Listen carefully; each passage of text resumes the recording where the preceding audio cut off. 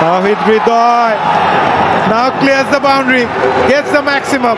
Number wow, Towhid Hridoy is a fire. Towhid Hridoy নিজের career সেরা innings খেলে একাই জেতালো কুমিল্লা ভেক্টোরিয়ানকে। ম্যাচ জেতার পর যা বললেন তাওহিদ হৃদয়। প্রিয় সম্মানিত ভিউয়ার্স, এ সকল বিষয়ে বিস্তারিত জানতে ভিডিওটি না টেনে সম্পূর্ণ দেখতে থাকুন। আর আপনি যদি আমাদের চ্যানেলে নতুন হয়ে থাকেন তাহলে আমাদের চ্যানেলটিকে সাবস্ক্রাইব করে পাশেই থাকুন।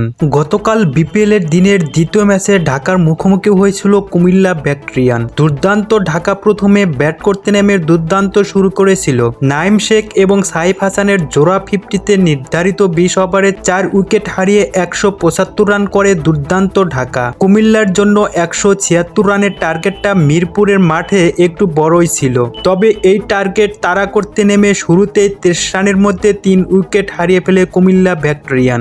ম্যাচ যখন ঢাকার হাতে তখন তাওহিদ হৃদয় যেন বাংলার বাঘের মতো গর্জন দিয়ে উঠল। তিনি একের পর এক 4 ছক্কা মেরে মাত্র 57 বলে 108 রানের এক অপরাজিত ইনিংস খেলে নির্ধারিত 20 ওভারে 1 বল বাকি থাকতেই জিতে দিল কুমিল্লাকে। তাওহিদ হৃদয়ের এবারের বিপিএলে প্রথম সেঞ্চুরি, এমনকি এবারের বিপিএলে একমাত্র সেঞ্চুরি তাওহিদ হৃদয়েরই। সেঞ্চুরি করে তাওহিদ হৃদয় বললেন, সেঞ্চুরি করার ইচ্ছা সকল প্লেয়ারই থাকে, আমারও ছিল।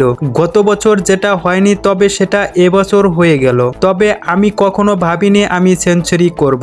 আমি শুধু চেয়েছি দলকে জেতাতে হবে। আমি কখনো ধীরগতিতে ব্যাটিং করিনি, কারণ রান অনেক, 176 রান। এই রান তাড়া করতে যদি 2 থেকে 3 ওভার 16 রান হয় তাহলে আমরা হেরে যাব। তাই শুরু থেকে আক্রমণাত্মক ব্যাটিং করেছি। আলহামদুলিল্লাহ সব মিলে আমি সেঞ্চুরি পেয়েছি। সম্মানিত ভিউয়ার্স, তাওহিদ হৃদয়ের মাত্র 57 বলে 108 রানের এক সেঞ্চুরি আপনার কাছে কেমন লেগেছে তা জানিয়ে দিন আমাদের ভিডিওর কমেন্ট বক্সে। ধন্যবাদ সবাইকে।